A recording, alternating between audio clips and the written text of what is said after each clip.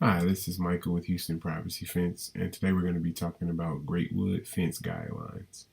To start, we must differentiate between the two fences. Example 1, we have a fence that faces the road, and on example 2, we have a fence that is the internal fence or shared between the homes that is not seen from the road. These two fences have different guidelines. Though these two fences have different build guidelines, they must be built with the same types of materials. The first on that list of materials is the pickets. The pickets must be Western red cedar pickets. Pressure treated pickets are not allowed. Next, the frame and the 4x4 post must be pressure treated pine boards. And so you'll notice those because they have a little bit of a green tinge to them, and those are pressure treated to prevent rotting, but they must be pressure treated pine for the frame and the post. Now to the actual styling guidelines. First, we'll start off with the fence that faces the road. We'll start at the base. You must have a 2x6 kickboard that's beveled at the top or angled at the top. That's that little angle cut that you see. Then moving on to the topper. You must have a 2x6 decorative topper, and that can also be known as a fence cap. And then we're going to move on to the trim. You must have a 1x2 cedar trim to cover up the dog-eared pickets. And then the most important part of the front-facing fence is the height may not exceed 6 feet. So with the topper, the fence has to be 6 feet. This is an important guideline because the pickets themselves come at 6 feet. So if you add the picket plus the bottom board, the 2x6 bottom board, that puts you at 6 feet and 5.5 inches. And that's over the guidelines.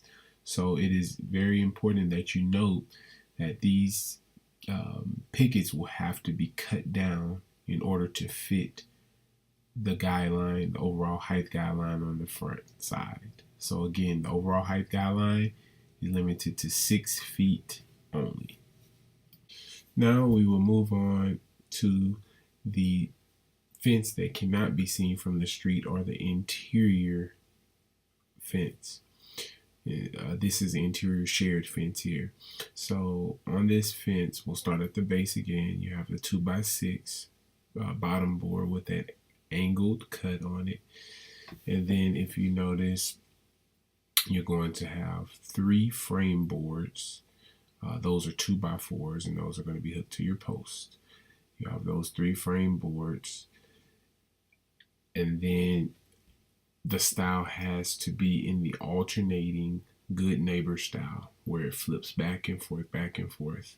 And the height, overall height, must not exceed 6 feet.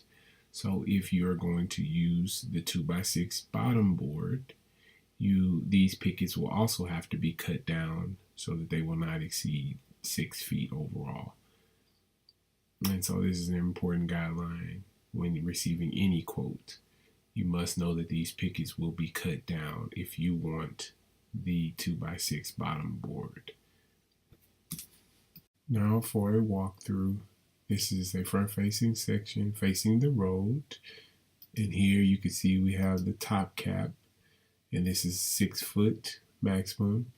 The top cap extends over the gate. That is a must. It must extend over the gate. And then here you'll see the pressure treated framing boards and posts. And then we're going to walk along the shared section here. And you can notice the 3 frame boards and then the alternating pattern. And if you notice, those sections are comfortably spaced. And then at the end, we'll have a small section And then here on the back, we also have alternating section, keeping with the pattern and the guidelines, keeping those rules in mind. And then if you notice again, on the other shared section with the other neighbor, we're going to have alternating sections again. And then there's the back of the front-facing section with the top cap. You can see that. Lastly and finally, we're going to move to one of the more obscure guidelines. Now, here we have a fence that is actually diagonal to the road. So it would be considered facing the road. So again, here you can see how all the pickets are on the exterior, and you have that decorative top cap, that decorative fence cap. This is a tricky one.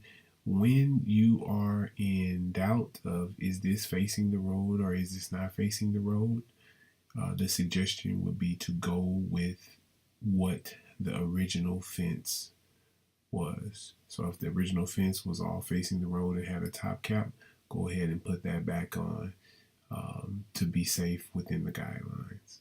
And those are the overall fence guidelines for the Greatwood subdivision in Sugar Land, Texas.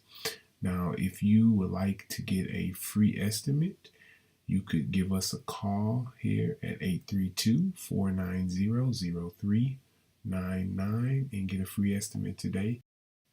You can also visit our website at houstonprivacyfence.com.